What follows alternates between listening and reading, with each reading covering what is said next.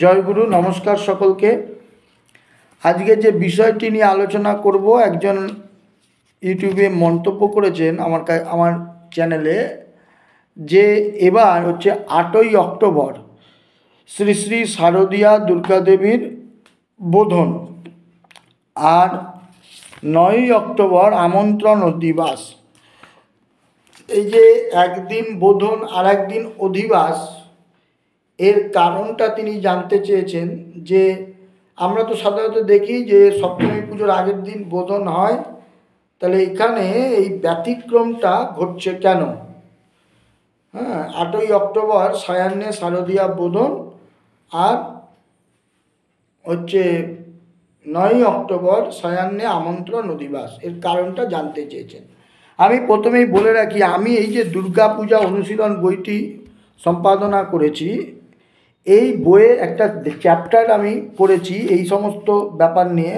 সেটা হচ্ছে দুর্গা পূজার জ্যোতিষতত্ত্ব। এই জ্যোতিষতত্ত্বে আমি কিন্তু শারদীয়া দুর্গা পূজার সমস্ত জ্যোতিষ বিষয়ক আলোচনা এখানে আমি তুলে ধরেছি। এখানে আমি পরিষ্কার বলেছি যে শাস্ত্রীয় বচন রয়েছে যেটা, যে বোধন দুদিন হয়। শারদীয়া দুর্গাপূজায়, বাসন্তী দুর্গাপূজায় তো বোধন নেই, শারদীয়া দুর্গাপূজায় বোধন হয় দুদিন। যে কোনো একটা আপনাকে আশ্রয় করতে হবে। এক হচ্ছে কৃষ্ণপক্ষের গৌণচন্দ্র আশ্বিনের কৃষ্ণা নবমীর সকালে, সেখানে বলা হয়েছে আদ্রা নক্ষত্রযুক্ত কৃষ্ণা নবমীর পূর্বাহ্নে। আর একটা হচ্ছে গৌণচন্দ্র আশ্বিনের শুক্লপক্ষের ষষ্ঠীর সায়াহ্নে। যেদিনকে ষষ্ঠী সন্ধেবেলায় পাবে সেদিনকেই কিন্তু বোধনটা করতে হবে, অন্য কোনো দিনে কিন্তু এটা বোধনটা হবে না। একদম পরিষ্কার জ্যোতিষ কিন্তু এই কথাটা বলে দিয়েছে যে বোধন পূজা যখন তুমি করবে, সবসময় তুমি দেখবে এখানে বলছে ষষ্ঠাং বিল্লতরৌ বোধং সায়ন সন্ধ্যাসু কারয়েৎ।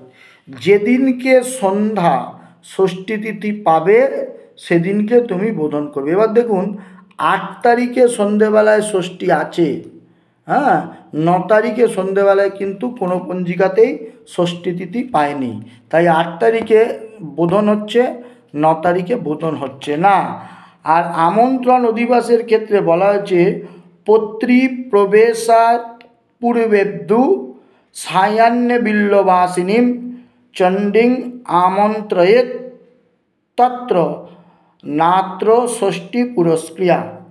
অর্থাৎ এখানে পরিষ্কার বলছে যে পত্রিকা প্রবেশ, অর্থাৎ সপ্তমীর দিন তো নবপত্রিকা প্রবেশ হবে, তাহলে নবপত্রিকা প্রবেশের পূর্ব দিন সন্ধ্যাবেলায় বিন্দবাসিনীর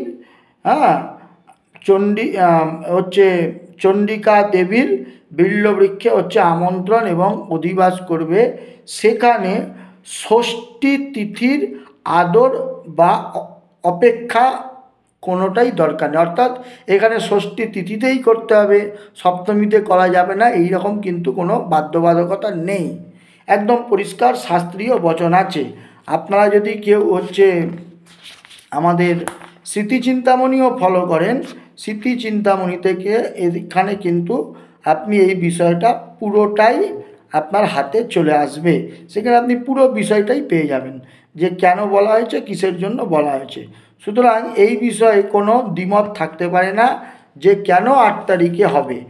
8 তারিখের কারণটাই হচ্ছে পূর্ব দিন হচ্ছে বোধনে সন্ধ্যা পেয়েছে 8 তারিখে, কারণ দেবীর আদেশটাই এরকম ছিল যে সন্ধ্যা, এবং মন্ত্রটা আপনি দেখবেন অহম ষষ্ঠাং সায়াহ্নে, মন্ত্রটাও তাই আছে, আমি ষষ্ঠীর সন্ধেবেলায়। পরের দিন তো ষষ্ঠী তিথি নেই। কোনো কোনো জায়গায় সময় দেখবেন আপনি পূর্বাহ্নে বোধনের কিন্তু ব্যবস্থা আছে, পূর্বাহ্নে কোনো কোনো সময় বোধন করা হয়, তো তারও ব্যবস্থা শাস্ত্রে আছে। 2 দিন ষষ্ঠী থাকিলে পরদিন বোধন করিবে, 2 দিন সায়াহ্নে ষষ্ঠী না পাইলে তাহলে পরের দিন পূর্বাহ্নে বোধন হবে, এই রকম শাস্ত্রীয় বচনও কিন্তু আছে। তো ষষ্ঠীর হচ্ছে তিথির গুরুত্ব কিন্তু বোধনের ক্ষেত্রে রয়েছে। কিন্তু আমন্ত্রণ অতিবাসের ক্ষেত্রে যেহেতু ষষ্ঠীর উপেক্ষাও করা হয়নি, অপেক্ষাও করা হয়নি এবং আদরও করা হয়নি, তাই পত্রিকা প্রবেশের পূর্বদিন সন্ধেবেলা এটা হবে। আর বোধনের ক্ষেত্রে ম্যান্ডেটারি যে সন্ধেবেলায় ষষ্ঠী তিথি থাকতে হবে। আশা করি এই ছোট্ট আলোচনার মধ্যে দিয়ে আপনাদের আমি করতে পারলাম। আর অধিক বিষয় জানতে হলে আমি চেষ্টা করেছি যতটা গ্রন্থ থেকে সংগ্রহ করে আমার এই বইটার মধ্যে হচ্ছে এই বিষয়টাকে তুলে ধরার। তো আপনারা যদি কোনোভাবে এটাকে সংগ্রহ করতে পারেন তাহলে আপনাদের এটা কাজে লাগবে। জয় গুরু।